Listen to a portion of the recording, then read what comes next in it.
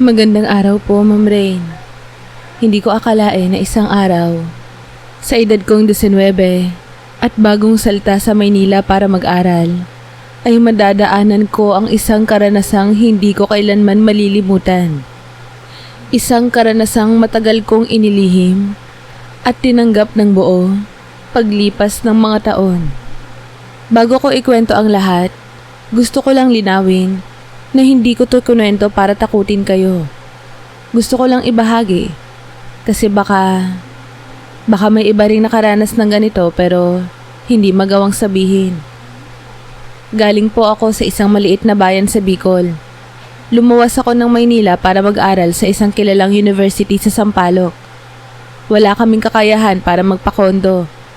Kaya nang makahanap ako ng isang lumang boarding house sa tabi ng isang eskinita, dali-dali akong lumipat. 6 kaming babae sa loob ng bahay. Pero kanya-kanya kaming kwarto. Mga lumang silid na may kisame pa. Luma ang pintura. At minsan, amoy alimuom kapag umuulan.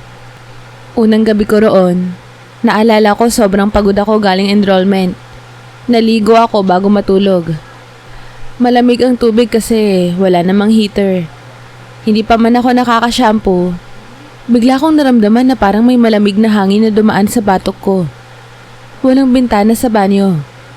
Pero bigla kong naisip baka bukas ang pinto sa kusina. Hindi ko na pinansin yon. Pagkatapos maligo, nahiga ako at pinilit ng matulog agad. Pero ilang minuto pa lang ang lumilipas, parang may bumubulong sa tenga ko. Hindi ko marinig kung anong sinasabi. Parang hangin lang na may ritmo. Pagdilat ko, wala namang tao. Wala ring bukas na pinto. Pero ramdam ko yung kilabot. Yung pakiramdam na hindi ka nag-iisa sa kwarto mo kahit wala kang nakikita. Kinabukasan, napansin kong may pulang marka sa kaliwang hita ko. Parang daliri pero pahaplos. Padiapag. Inisip ko baka nadaganan ko lang ang sarili ko habang natutulog. Isa pang gabi, naalimpungatan ako. Akala ko panaginip lang. Pero ramdam ko may humahawak sa hita ko habang nakatalokbong ako ng kumot. Hindi ako nakasigaw, ni hindi ako makagalaw. Parang may mabigat na nakadagan sa tiyan ko. Naisip kong baka bangungot lang. Isa sa mga roommate ko, si Dennis, ang napagkwentuhan ko ng pasimple habang nagkakape kami kinabukasan.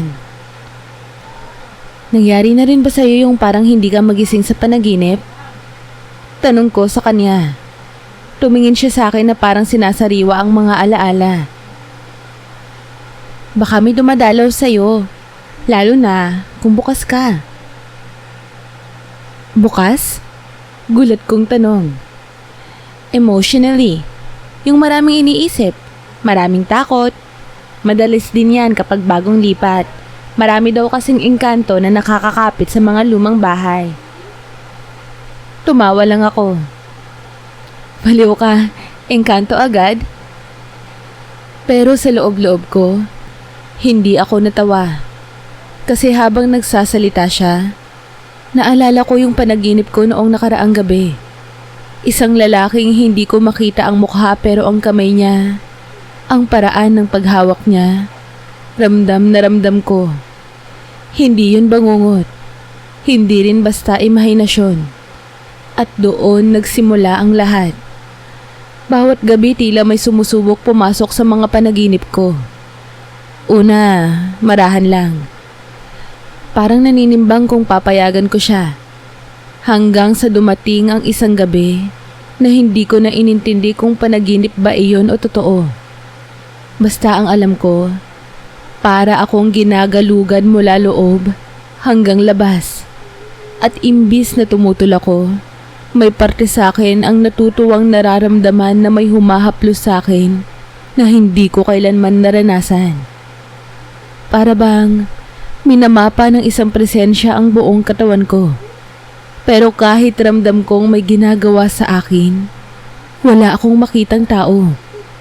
Maliwanag ang kwarto. Naririnig ko pa nga ang kuliglig mula sa labas. At ang paghilik ng isang roommate sa kabilang kwarto. Nang magising ako kinabukasan, pawis na pawis ako kahit malamig ang panahon. At doon ko lang napansin, may mga bahid ng puting marka sa bedsheet ko.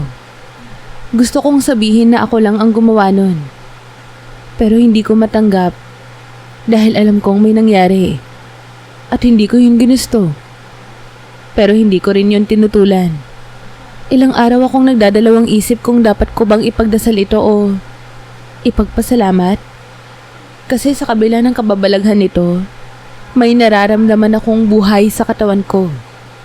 Isang sigla, isang sensasyon na hindi ko matukoy kung kasalanan ba o regalo. At doon ko naisip, ano ba talaga ang nangyayari sa akin? At hindi pa yun yung huli. Bagkus, simula pa lang yun ng isang karanasang hindi ko kailanman naisip na mararanasan ko habang nag-aaral ako sa Maynila. Pagkatapos ng gabing yon, hindi na ako nakatulog ng maayos sa mga sumunod na araw. Hindi dahil sa natatakot, kundi dahil sa nag-aabang ako. Opo, aaminin ko. Habang pilit kong sinasabi sa sarili ko na guni-guni lang yon, sa loob-loob ko, gusto kong maramdaman ulit yon. Yung presensya, yung mainit na haplos, yung pagdampi ng mga labi sa leeg ko kahit wala namang tao sa paligid. Parang may binuksan sa akin na hindi ko na kayang isarado. Mula noon, sunod-sunod na gabi na siyang bumabalik. Pero hindi na ako natatakot. Sa halip, mas lalo akong nadadala. Laging pareho ang eksena. Nasa isang kwartong may puting kortina, malamlam ang ilaw, kulay dilaw, parang sunset. Doon siya lumalapit. Palagi siyang nakaitim. May pabalat ang mukha, pero ramdam mo yung init ng katawan niya. Hindi siya nagsasalita ng madalas, pero kapag nagsalita siya, parang dumediretso sa dibdib ko ang boses niya. Banayad at parang may kasamang hangin. Pahiram. Yun lang ang sabi niya sa unang panaginip. At pagkatapos noon, naramdaman kong hinawakan niya ang bewang ko. Marahang hinaplos, hanggang sa dumulas ang palad niya papunta sa loob ng hita ko. Alam kong dapat matakot ako, pero hindi. Sa totoo lang, noon ko lang naramdaman ng ganun.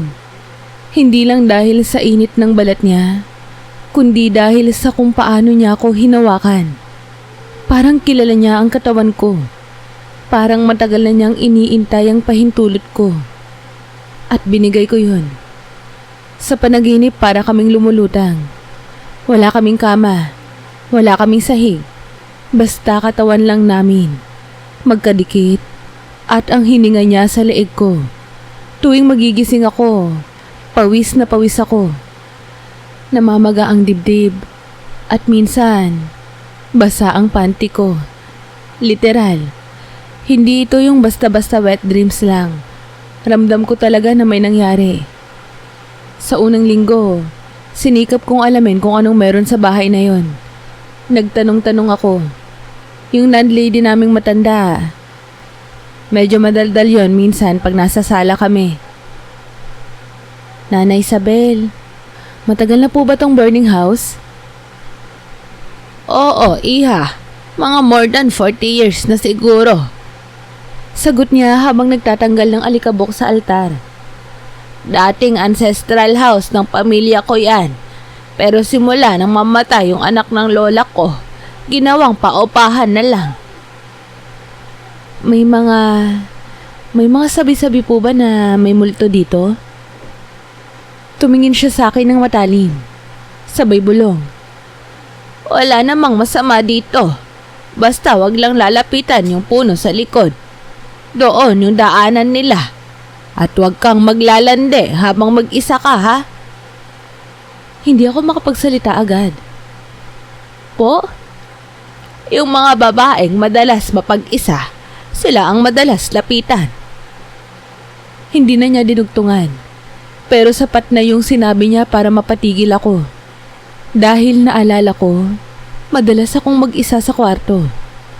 At oo, may mga gabing tinatamaan ako ng kalungkutan, homesickness, insecurity. At minsan, totoo naman, may cravings. Lalo akong na-curious kasi habang binabanggit niya yung puno, naalala ko na minsan may panaginip ako na nasa likod ako ng bahay. May puno roon, napakalaki, at parang buhay yung mga ugat niya, gumagapang sa lupa, parang braso ng hayop. Doon ko unang nakita ang engkanto sa panaginip. Nakaupo siya sa isang sanga, nakaitim, nakatingin lang sa akin.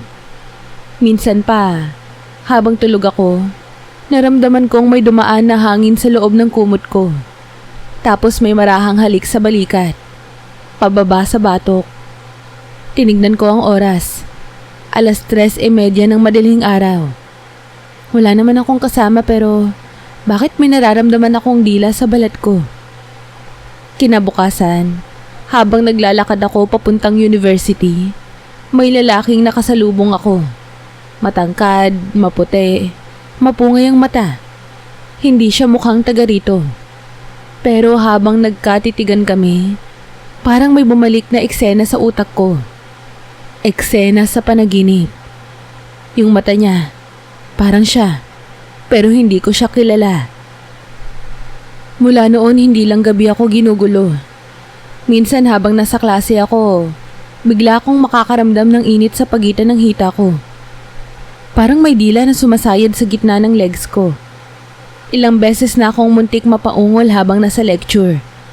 At bawat beses, gusto kong murahin ang sarili ko. Ano bang nangyayari sa akin?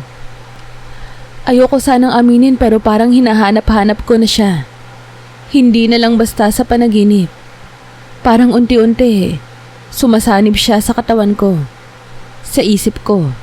At kahit hindi ko siya nakikita sa realidad, nararamdaman ko siya sa bawat dampi ng hangin, sa bawat bulong sa tenga ko, tuwing tahimik na ang gabi. Hindi to normal. Sabi ko minsan sa sarili ko habang nakaharap sa salamin. Pero may boses sa loob ko ang sumasagot. Pero totoo ang lahat. Hindi ko alam kung paano ko sasabihin to nang hindi ako mahuhusgahan. Pero kung nakasubaybay ka na mula unang bahagi ng kwento ko, baka alam mo na rin ang pinupuntahan ng kwento ko. Hindi ko na kayang ikaila. Hindi ko lang ito basta pinayagan. Pero sa gabing yon, buong buo kong inalay ang sarili ko. Mga bandang 9:00 ng gabi, katatapos lang ng ulan. Tahimik sa boarding house. Yung ibang roommates ko umuwi sa probinsya. Yung isa nasa night class. Ako lang ang naiwan. Tulad ng dati, naligo ako bago matulog. Pero may kakaiba sa gabing yun. Pagpasok ko sa banyo, ramdam ko agad ang ibang lamig. Hindi yung simpleng lamig ng ulan, kundi yung lamig na may kasamang init sa likod ng batok mo. Parang may dila na sumusundot. Dahan-dahan. Halos hindi mo maramdaman pero sapat para tumindig ang balahibo mo sa batok. Tumulo ang tubig sa katawan ko. Pero pakiramdam ko, may ibang likido ang dumadaloy sa balat ko. Parang laway. Parang kamay. Parang hininga. Habang nagsasabon ako, parang may kamay na humawak sa bewang ko mula sa likuran. Hindi ko siya nakita pero naramdaman ko. At sa halip na sigawan yung paligid o magsisisigaw ng, "Tulungan niyo ako!" Napapikit lang ako. Tumigil ako sa paggalaw at hinayaang maramdaman ang lahat. May bulong sa tenga ko. Hindi ko maintindihan ng wika na parang matandang Tagalog yun. Malalim at mabagal. Pero nakakakiliti sa tenga. Para akong nakalutang. Pero nasa loob pa rin ako ng banyo. Alam kong hindi ito panaginip. Gising ako. Buhay ang katawan ko. Tumitibok ang puso ko ng mabilis. Pero hindi ako makagalaw. Hindi dahil sa takot, kundi dahil parang hinihila ako ng sarili kong pagnanasa. Hindi ko alam kung ilang minuto akong nakatayo roon.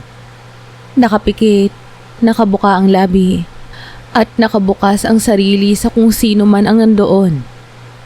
Pagkatapos ko sa banyo, nagbihis ako ng oversized shirt at underwear lang. Humiga ako. Akala ko tapos na. Akala ko hanggang doon lang. Pero hindi. Pagkahiga ko sa kama, biglang may parang humaplo sa loob ng hita ko. Unti-unti, banayad. Parang sinasadyang galitin ako. May hangin sa kwarto pero wala namang electric fan. At habang pinipilit kong ipikit ang mata ko, naramdaman ko na parang may tumabi sa akin sa kama. Hindi siya mabigat, pero ramdam mo na may presensyang humihinga sa leeg mo. Mainit, mabagal, masarap. Nagpikit ako at doon ko na siya nakita. Sa loob ng isip ko, sa panaginip, o baka sa kalahating ulirat. Nakatayo siya sa paanan ng kama. Nakasuot pa rin ng itim. Nakabalot ang mukha, pero unti-unti niya tong tinanggal. At sa unang pagkakataon, nakita ko siya. Hindi siya sobrang gwapo sa klasikal na itsura, pero may kakaiba sa kanya. Ang mga mata niya, itim pero malambing. Ang ilong niya matangos. Ang labi niya, mapula at manipis. At sa tuwing tititig siya sa akin, parang kinukuryente ang balat ko. Lumapit siya. Umakyat sa kama. Hindi siya nagsalita. Ni hindi niya ako hinawakan agad. Tumingin lang siya. Huminga ng malalim. At saka siya dahan-dahang yumuko. Alam kong totoo ang lahat. Hinawakan niya ang kamay ko. Pinagapang ito papunta sa dibdib ko. At sa bawat segundo, parang tinatanggal niya ang takot ko. Ang alinlangan. Parang sinasabi niyang walang masama sa nararamdaman ko. At oo, sa gabing yon, hindi ko na siya tinulak. Hinayaan ko siya. Sa lahat-lahat. Sa bawat haplos, sa bawat galaw ng dila niya sa dibdib ko, sa tiyan, pababa. Hindi ko na siya pinigilan. Sa halip, inalalayan ko pa siya. Parang nagtagpo ang dalawang katawan na matagal nang nangungulila. Isang halik sa leeg ko at tuluyan akong nawalan ng kontrol. Pumikit ako. Naramdaman ko siya na pumasok sa pagitan ng hita ko. Hindi literal, pero ramdam ko. Hindi ko alam kung papaano. Hindi ko alam kung anong ginagawa niya. Pero masarap. Malalim. Parang hindi lang katawan ko ang nilalaro niya. Pati kaluluwa ko. Parang gusto niya akong gisingin. Parang hinahanap niya kung saan ako pinakasensitibo. At yun ang pinipindot niya. Paulit-ulit. Hanggang sa mapahawak ako sa kutsyon. Hanggang sa mapaungol ako. At hanggang... Hindi ko na alam kung ilang beses akong nilabasan. Hindi ko na alam kung anong oras ako nakatulog. Basta, ang huli kong narinig ay yung boses niya. Malapit sa tenga ko. Ngayon, akin ka na. Pagkagising ko maliwanag na. Pero ako lang mag-isa sa kwarto. Basang-basa ang bedsheet. Nanginginig ang binti ko. At habang tinitignan ko ang sarili ko sa salamin, may mga chikinini sa dibdib ko, sa leeg ko, sa tiyan ko. Pero hindi ako natakot. Sa halip na pangiti ako. At doon ko na-realize, hindi na lang ito basta karanasan. Isa na itong relasyon. Isang lihim na koneksyon. At sa unang pagkakataon, hinayaan ko na siya ng buong buo. Pagkatapos ng gabing yon, iba na talaga ang pakiramdam ko. Parang may nabuksan sa loob ko na matagal nang sarado. Isang bahagi ng pagkatao ko na hindi ko alam na nandun pala. Isang halo-halong emosyon ng hiya, kilig, libog, at kalituhan. Hindi ko maintindihan kung dapat ba akong matakot o magpasalamat. Pagmulat ng mga mata ko kinabukasan, wala na yung lamig. Tahimik ang paligid. Pero ramdam ko pa rin sa katawan ko ang haplos niya. Hindi ko alam kung paano ko papangalanan yung naramdaman ko habang nilalaro niya ako nung gabing yun. Para akong kinikilatis. Parang ginising niya ang lahat ng laman ko. At hindi ko na alam kung anong klaseng babae pa ako pagkagising ko. At doon nagsimula yung kakaibang pagbabago sa sarili ko. Una, napansin ng mga kaklase ko na blooming daw ako. Wala naman akong bagong skincare o bagong shampoo. Pero napapansin ko rin, kahit hindi ko inaayos ang sarili ko. Parang iba na ang tingin ng mga lalaki sa akin. Yung dati kong simpleng aura, parang naging magnet. May mga kaklase akong bigla na lang nag-aalok ng sabay ng lunch. May prof akong laging tumitingin sa akin habang nagdi-discuss. Kahit si Kuya Guard sa gate ng university, hindi na lang simpleng good morning ang bate. Lagi na siyang may ngiti na parang may alam. Alam ko kung bakit.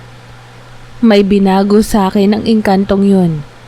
Hindi sa panlabas na anyo, kundi sa kung paano ko dalhin ang sarili ko. Sa bawat hakbang ko sa hallway ng university, parang may kumpiyansang hindi ko alam kung saan galing. Parang may liwanag akong dala. Pero kasabay ng pag-usbong lang lakas na yon, may dalang pangamba rin. May mga araw na naiisip ko na paano kung hindi na siya bumalik. O ang mas nakakatakot, paano kung tuluyan na niya akong angkinin. Isang gabi, habang naglalakad ako pa uwi galing library, nadaanan ko ang likod ng boarding house. Doon sa bandang may puno. Hindi ko naman talaga balak lumapit. Pero ewan ko ba, parang hinahatak ako. Lumapit ako sa puno. Tahimik. Walang ihip ng hangin. Wala ring mga kuliglig. Tapos bigla, may marahan akong narinig na bulong. Huwag ka munang matulog. Napalingon ako. Wala akong nakita pero ramdam ko. Nandyan na naman siya. Pagdating ko sa kwarto, humiga ako sa kama at pinilit kong huwag pumikit. Pero ilang minuto lang, dumampi ang malamig na hangin sa singit ko. Sinundan ng mainit na halik sa pusod. Hindi ko na kailangang makita. Kilala ko na siya. Gusto mo pa ba ako? Tanong ko sa loob ng isip ko. Parang may sumagot. Hindi sa tenga kundi sa loob ng mismong dibdib ko. Ramdam ko yung sagot niya sa pagdampi ng dila ko sa utong ko. Pababa sa gilid ng tiyan, papunta sa pagitan ng hita ko. Hindi siya nagsalita pero parang sinasabing, hindi kita iiwan hanggat bukas ka. At totoo yun. Bago pa ako tuluyang mawala sa ulirat, hinayaan ko ulit siyang laruin ang katawan ko. Hindi na ako nagpigil. Sa halip gumanti na rin ako. Pinisil ko ang hangin na parang alam kong katawan niya yon. Hinalikan ko ang sarili ko sa salamin na parang siya ang kahalikan ko. Umuungol na ako kahit wala akong kaharap. At sa huli, nilabasan akong nanginginig ang binti, nakapikit at may luha sa gilid ng mata. Pero kinabukasan, bumalik ang konsensya ko. Habang nasa lecture ako, bigla akong natulala habang tinitingnan ng mga kaklase kong ordinaryo lang ang araw. Ako lang ba talagang nakakaranas ng ganito? Ako lang ba ang nilalapitan ng nilalang na hindi ko alam kung anong motibo? At dumating na nga ang araw na hindi ko na alam kung hanggang saan ko kayang dalhin to. Isang gabi, nagising ako sa gitna ng madaling araw. May narinig akong kaluskos sa kisame. Pagtingin ko, may maitim na anino sa sulok ng kisame. Hindi siya gumagalaw, pero alam kong siya yun. Hindi na siya dumaan sa hangin. Hindi na siya dumampilang. Nandun na siya, sa loob mismo ng kwarto ko. Napaupo ako sa kama. Ano ka ba talaga? Hindi siya sumagot pero naramdaman ko yung katawan ko na parang biglang bumigat ang dibdib ko. Uminit ang hininga ko at doon ko na-realize, hindi lang siya basta dumalaw. Pinapasok niya na rin ang loob ko. Dahan-dahan, hindi lang ang laman ko, kundi ang isip, ang damdamin ko. At sa mga sumunod na gabi, kahit wala akong kasama sa kama, natutulog akong nakaabang. Hindi na siya kailangang dumating. Ako na mismo ang nag-aanyaya. Hinayaan ko siya. Sa katawan ko, sa isip ko, at sa puso ko na unti-unti niyang sinasakop kahit hindi ko siya lubos na kilala. Sa totoo lang, hindi ko na rin alam kung kailan nagbago ang pananaw ko sa buong karanasang ito. Mula sa takot, naging pagkalito. Mula sa pagkalito, naging pagnanais. At ngayon, hindi ko na lang siya hinayaan. Inaabangan ko na siya. Inaanyayahan ko. Sinasalubong ko pa nga minsan. Oo, inaamin ko. Ilang linggo na ring parang routine na ang gabing pagdating niya. May mga gabi na mahinahon lang siya. Parang sinisigurado muna kung nasa tamang kondisyon ako. May mga pagkakataon na naglalambing lang siya. Yung tipong haplos sa leeg, halik sa balikat, marahang pisil sa pagitan ng hita. Pero may mga gabi rin na mapusok siya. Yung parang gigil. Hindi marahas pero punong-puno ng pagnanasa na tila matagal na niyang kinikimkim. At sa mga gabing iyon, hindi na ako ang kontrolado. Ako na ang sumusuko. Sa katawan ko, sa laman ko, sa bawat bahagi ng pagkatao ko na hindi ko palubos na nakilala bago siya dumating. Minsan, habang nakahiga ako at naka-eye mask pa, parang sinimulan niya akong galugurin ulit. Sa simula, isang banayad na hinga sa tenga. Tapos, may dumampi sa ilalim ng pangako. Ramdam ko pa rin ang init ng hininga niya, na tila sinasadyang dagdagan ang kabog ng puso ko. Tapos unti-unti, gumapang siya pababa, sa dibdib, sa tiyan, at sa pinakagitna. Hindi ako gumalaw. Pumikit lang ako. Huminga ng malalim, at ibinuka ang hita ko ng kusa.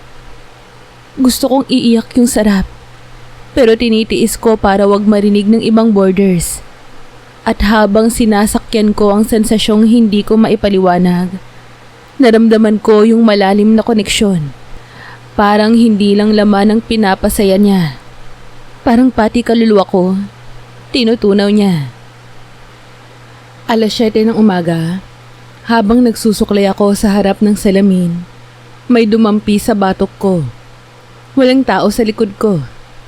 Pero yung mainit na sensasyon ng halik, andun. Parang panaginip pero hindi. Yung utong ko, tumigas agad. Akala ko dulot lang ng lamig. Pero hindi. Kasi pagtingin ko sa salamin, parang may aninong dumaan sa likuran ko. Isang kisap, isang segundo. Pero sapat para kilabutan ako at mabasa. Pati katawan ko tila naging antena ng pagnanasa. Minsang umuupo ako sa library. Simpleng may madampi lang sa palad ko. Umiinit agad ang buong katawan ko. Minsang nagdikit lang ako sa isang lalaking estudyante habang nasa pila. Napapikit ako at muntik mapasinghap. Hindi dahil sa lalaki, kundi dahil bigla ko siyang naisip. At naramdaman kong nanonood lang siya, na parang sinasadya niyang ipaalala na sa kanya lang ako. Hindi lang katawan ko ang nagising, pati ang kaisipan ko. May mga panahong nasa lecture ako pero imbis na calculus ang nasa isip ko, nai-imagine ko ang dila niya sa loob ng katawan ko. Habang nagsusulat ng notes, mararamdaman ko yung parang may daliri sa pagitan ng hita ko. Banayad, malikot, mapaglaro.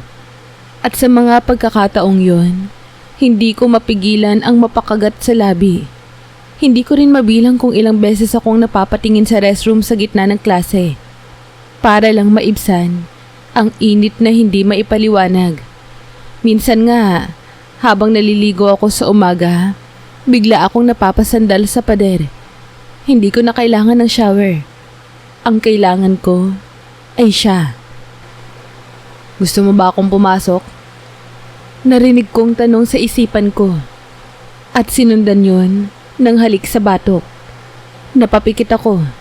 Nagsimulang gumalaw ang daliri ko sa sarili kong katawan. Mabagal. Tulad ng kung paano niya ginagawa sa panaginip. Hindi ko alam kung nasan siya sa mga oras na yon pero alam kong nandoon siya. Sa paligid, sa hangin, sa tubig, sa init sa pagitan ng mga hita ko. Ramdam ko siya sa bawat paghinga ko. At habang nilalabasan ako sa loob ng banyo, hawak ang sarili ko. Umiiyak ako. Hindi sa sakit, hindi sa takot, kundi sa sarap, sa koneksyon, sa katotohanan kahit wala siyang katawan, pinasok niya ang pinaka-pribado kong mundo. At sa puntong yun ko talaga naintindihan, hindi lang ako basta hinayaan. Ako mismo ang humiling. Hindi ko siya pinayagang pumasok. Ako mismo ang nagbukas ng pinto. At ngayon, hindi ko na alam kung gusto ko pang isara to. Doon ko na talaga nasabi sa sarili ko, hindi na ito basta espiritu o panaginip. Isa siyang nilalang, buhay, nakakausap, kahit hindi ko siya nakikita. At ang pinakamatindi sa lahat, nararamdaman kong unti-unti siyang nagiging parte ng mundo ko. Hindi lang sa gabi, kundi sa bawat segundo ng araw ko. Weekend nun, nagising akong hindi dahil sa tunog ng alarm kundi dahil sa isang buhaghag na tinig na tumatawag sa pangalan ko. Hindi yung tipong gising na o tara kain tayo. Hindi, para siyang bulong na mababa pero malinaw. Dumilat ako. Wala namang tao sa loob ng kwarto. Tinignan ko ang phone ko. 8:00 pa lang. Medyo maalinsangan ng hangin. Pero iba ang naramdaman ko. Hindi lang pawis sa batok, kundi parang hinahatak ang likod ko. Parang may gustong lumabas sa dibdib ko. Hindi ko na napigilan. Nagtakip lang ako ng manipis na jacket, shorts, tsinelas, at lumabas ng boarding house. Dumiretso ako sa likod. Doon sa puno. Matagal ko na siyang tinititigan dati. Wala namang kakaiba. Malaking akasya. May ilang tuyong dahon sa paligid. At may bakod na putol sa dulo. Pero sa araw na yon, paglapit ko, napansin kong may parang marka sa katawan ng puno. Paikot yon. Parang hugis palad na may 3 daliri lang. Doon ako kinalabutan. Biglang bumalot ang katahimikan sa paligid. Wala nang mga ibon. Wala nang alingaw-ngaw mula sa kalye. At doon ko siya narinig. Hindi na sa isip. Hindi na sa panaginip. Talagang sa tenga ko. Bumalik ka mamaya. Napalingon ako agad. Walang tao. Pero ramdam ko ang hininga sa tenga ko. Umiinit ang batok ko na parang may kamay na marahang humahaplos dito. Pababa sa balikat. Hindi ako baliw. Hindi ako baliw. Bulong ko sa sarili. At kahit kinikilabutan ako, hindi ko rin mapigilang makaramdam ng pananabik. Bumalik ako ng hapon. Oo. At pagbalik ko nun, dala ko ang parehong kaba at libog. Umupo lang ako sa tapat ng puno. Sa mga oras na yon, pakiramdam ko para akong may katagpuan. Hindi ng taong mahal ko, kundi ng isang nilalang na unti-unting nagiging bahagi ng pagkatao ko. Nakatitig lang ako sa katawan ng puno habang nararamdaman ko ang mga bulong sa paligid ko. Bakit ako? Tanong ko sa hangin. Matagal bago siya sumagot. Pero dumampi ang malamig na hangin sa pagitan ng hita ko. At kahit naka-shorts ako, ramdam kong parang may lumusot sa manipis na tela at marahang humimas sa ibabaw ng panty ko. Dahil binuksan mo ako. Pabulong niyang sagot sa utak ko. At ikaw lang ang tumanggap. Tinignan ko ang langit. Wala namang ulan pero nagdilim ang paligid. Sa isang iglap, Parang ako lang ang natirang buhay sa mundo. Ang lahat, tumigil. At ako, parang naging laman ng engkanto sa harap ng punong yun. Tumayo ako at marahang nilapit ang palad ko sa katawan ng puno. Pagdikit ng palad ko sa balat ng kahoy, parang kuryente ang dumaloy mula sa kamay ko. Pababa sa dibdib ko, sa pusod, hanggang sa gitna ng hita ko. Napasinghap ako, napapikit, at doon ako tinuluyan. Sa di maipaliwanag na paraan, pinasok niya ako. Hindi ko alam kung paano pero alam kong hindi lang katawan ko ang ginagalaw niya. Pati loob ko, pati isip ko. Parang habang nakatuyo ako roon, hubot-hubad na ako sa paningin niya. Hubad na hubad, walang tinatago. Unti-unti akong napaluhod sa harap ng puno. Nakatingala, nakapikit, nanginginig. Pag-aari na kita. Pabulong niyang ulit. Hindi man habang buhay, pero habang bukas ka. Pag-uwi ko, hindi ko na rin alam kung paano ako nakalakad pabalik. Para akong wala sa sarili. Pero habang humihiga ako sa kama, may kakaibang kapayapaan akong naramdaman. Hindi katulad ng dati, na punong-puno ng tanong ang utak ko. Ngayon, tahimik, malamig. Pero may init sa loob ko na hindi mawawala. Gabi na nang bigla akong magising. Hindi dahil sa tunog, kundi dahil sa pagpasok niya. Hindi na siya naghintay ng paanyaya. Ramdam ko yung dila niya sa likod ng tuhod ko. Pataas sa singit. Ramdam ko yung mga halik niya na parang hukay na hindi ko kayang takasan. Humihingal ako. Nilalabasan ako. Nanginginig ako pero hindi ako sumisigaw. Dahil gusto ko. Dahil ngayon, parte na siya ng gabi ko. At bago siya umalis, may bulong siya sa tenga ko. Huwag kang maghanap sa iba dahil ako lang ang makakapagligaya sa'yo ng ganito. Hindi ako sumagot. Pero sa isip ko, sumasang-ayon ako. Pagkatapos ng gabing yun, parang may na-activate sa loob ko na hindi ko na kayang patayin. Mula sa mga gabi na inaabangan ko lang siyang dumating, naging parte siya ng buhay ko.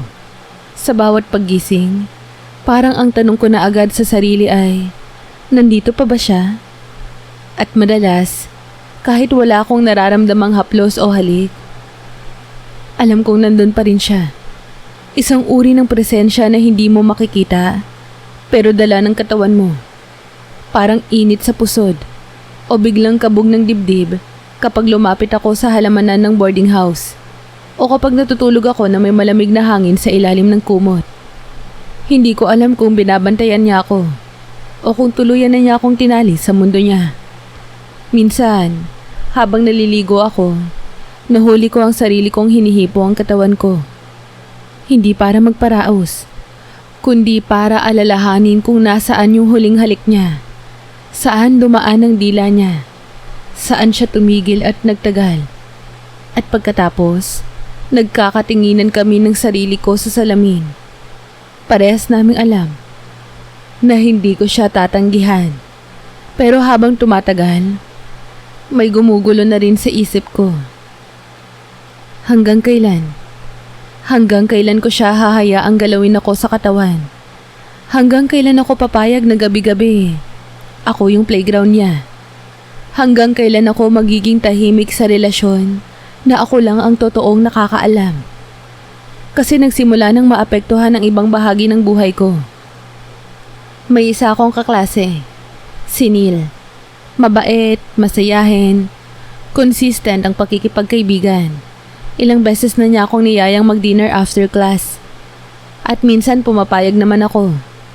Pero sa bawat pagkakataong lumalapit siya sa akin, parang may bumabalot na lamig sa paligid ko. At may isa talagang gabi na hindi ko makakalimutan. Naglakad kami pa uwi mula university. Sa harap ng gate ng boarding house, nagsalita siya. Sam, sabi niya, sabay hawak sa braso ko. Pwede ba kitang ligawan? Hindi ako nakasagot agad. Hindi dahil sa ayoko. Pero dahil sa mismong sandaling yon, parang may malamig na hangin na dumaan sa pagitan naming dalawa. At sa loob ng dibdib ko, parang may pumipintig. Hindi sa kilig, kundi sa babala. Pag-uwi ko sa kwarto, bumigat ang katawan ko. Hindi pa ako nakakaabot sa kama ay bumukas mag-isa ang ilaw. Tapos, naramdaman ko ang hininga niya sa batok ko. Galit, mabigat. Hindi mo siya kailangang pansinin. Bulong niya. Bakit? Ayaw mo ba akong maging masaya? Tanong ko. Masaya ka na hindi ba? May halik siya sa leeg ko.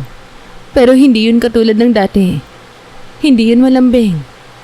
Parang paalala. Parang pagbawi. Sa gabing yun, hindi ko man siya inaya o hindi ko rin man pinigilan. Pero hindi ko naramdaman yung kilig ng tulad ng dati. Parang may ibang damdaming nakahalo. Selos, pagmamayari, o pagkakulong. Sa mga sumunod na araw, hindi na ako lumalabas masyado.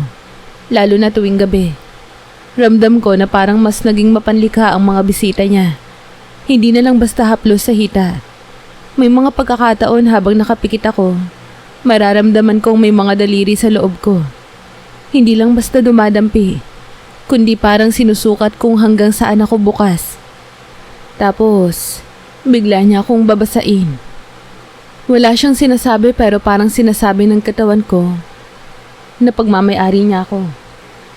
At totoo naman, pagdating ng gabi, kahit pagod ako sa klase, tinutokso ako ng sarili kong katawan.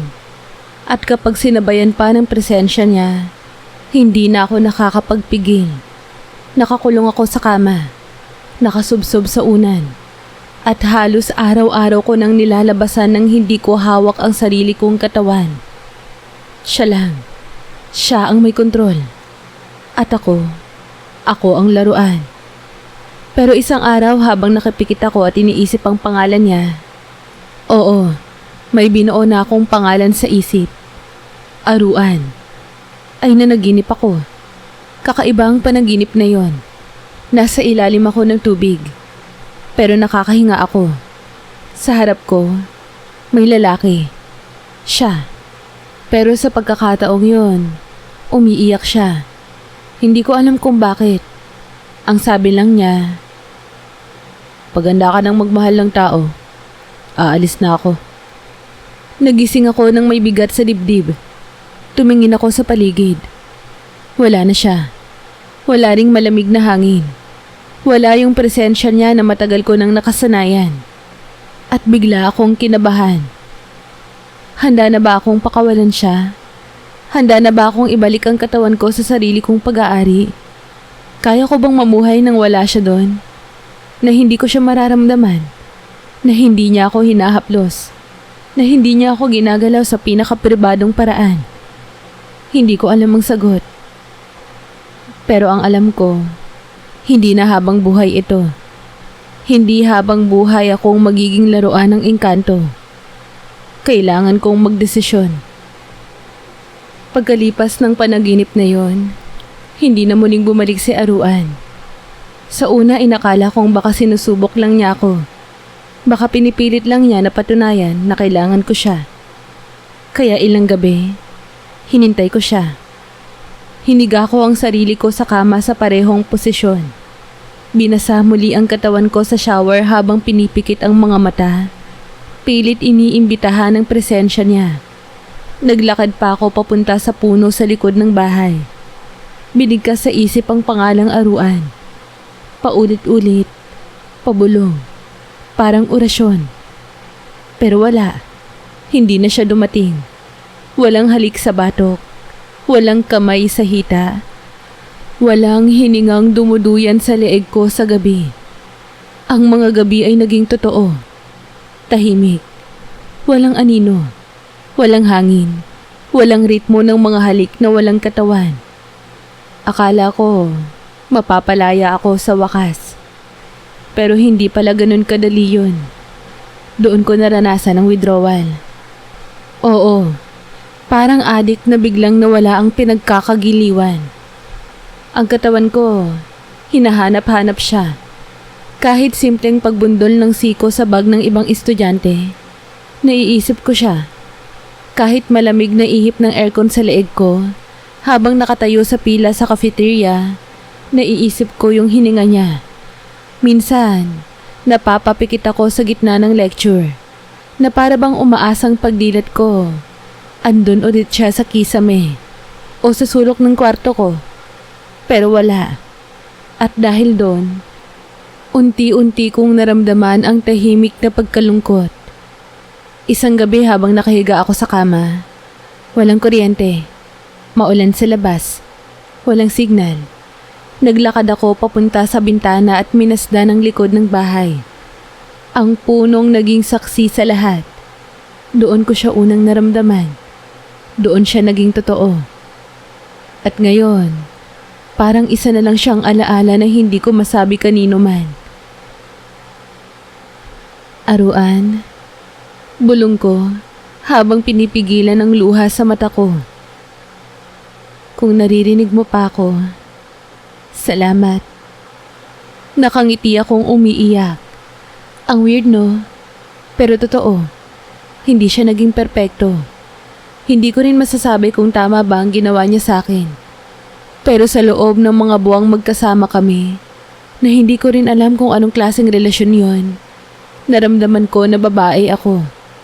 Buo, malaya, gising. Mas buhay pa sa lahat ng taon ng katahimikan ko bago siya dumating. Isang buwan ang lumipas. Hindi ko na siya naramdaman. Unti-unti, bumalik ako sa routine ko bilang estudyante.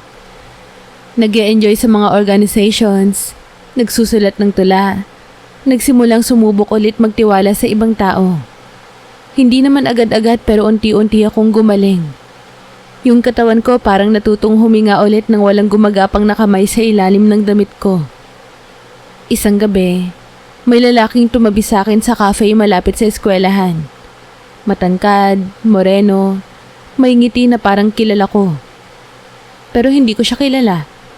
Tinignan ko lang siya. Ngumiti pabalik. Wala akong naramdamang malamig na hangin, o kabog ng dibdib, o init sa pagitan ng hita ko. Pero naramdaman kong may kapayapaan sa pagitan naming dalawa. At doon ko nasabi sa sarili ko, handa na siguro akong magmahal ng tao. Hindi ng engkanto. Hindi na sa presensya.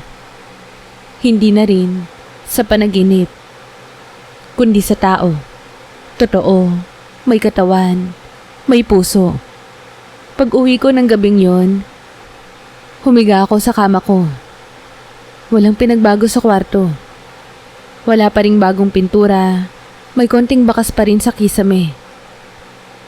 Pero kakaiba ang katahimikang yon. Wala na yung pagnanasa. Wala na yung pagsuko. Kundi kapayapaan. Tumitig ako sa kisame. Tapos napangiti. Salamat, Aruan. Hindi kita kakalimutan. Pero dito na talaga siguro tayo nagtatapos. At sa wakas, nakatulog akong hindi naghihintay. Nakatulog akong buo. At sa unang pagkakataon, na naginip ako nang wala siya. Makaraan ng maraming taon, habang tinitipa ko ang kwentong ito sa harap ng laptop ko, nakaupo ako sa isang lumang upuang kahoy sa balcony ng maliit kong apartment sa Laguna. Tahimik dito. Wala nang puno sa likod ng bahay na katulad ng dati. Wala na rin akong nararamdamang malamig na hininga sa batok o haplos sa singit sa gabi. Pero sa tuwing ipipikit ko ang mga mata ko, minsan, may bakas pa rin siyang naiiwan. Hindi ko to sinusulat para kiligin kayo. At lalong hindi ko to ginagawa para bigyan ng morbid na imahe ang engkanto. Gusto ko lang ikwento. Dahil may mga bagay na kahit ilang taon na ang lumipas, hindi nabubura. Hindi dahil multo sila o takot, kundi dahil naging parte sila ng kung sino ka ngayon. At sa kaso ko, Katawan ko mismo ang naging saksi. Pagkatapos ng lahat, bumalik ako sa normal na takbo ng buhay. Natapos ko ang kolehiyo. Nagkaroon ng totoong relasyon. Totoong lalaki, totoong halik, totoong haplos. Pero kahit anong katotohanan ang naranasan ko sa mga sumunod na taon, hindi ko maikakaila na may isang parte ng katawan ko, ng pagkatao ko, ang naunang ginising ni Aruan.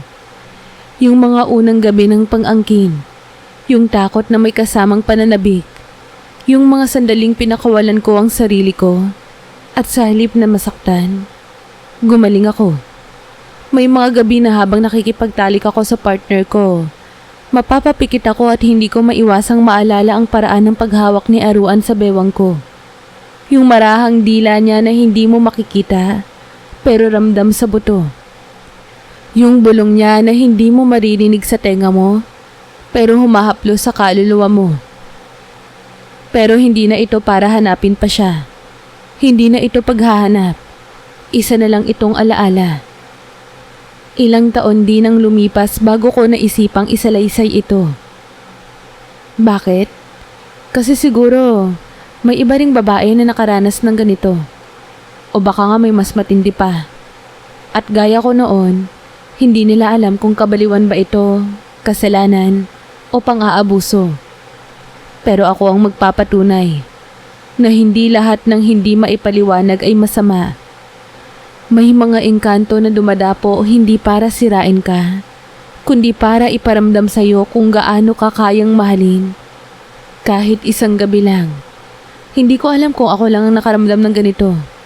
Pero kung ikaw na nakikinig nito ay may pinagdadaan ng kahalintulad, gusto kong malaman mong hindi ka nag-iisa. At hindi ka dapat matakot kung minsan, sa katahimikan ng gabi, maramdaman mong may humahaplos sa iyo mula sa kung saan. Dahil minsan, sa gitna ng kadiliman, may mga nilalang na sumusubok ipaalala na may parte pa sa atin na buhay, bagamat matagal ng tulog. At sa kaso ko, hindi ko siya tinawag. Pero nang dumating siya, hinayaan ko. At doon nagsimula na magising ang isang katawan.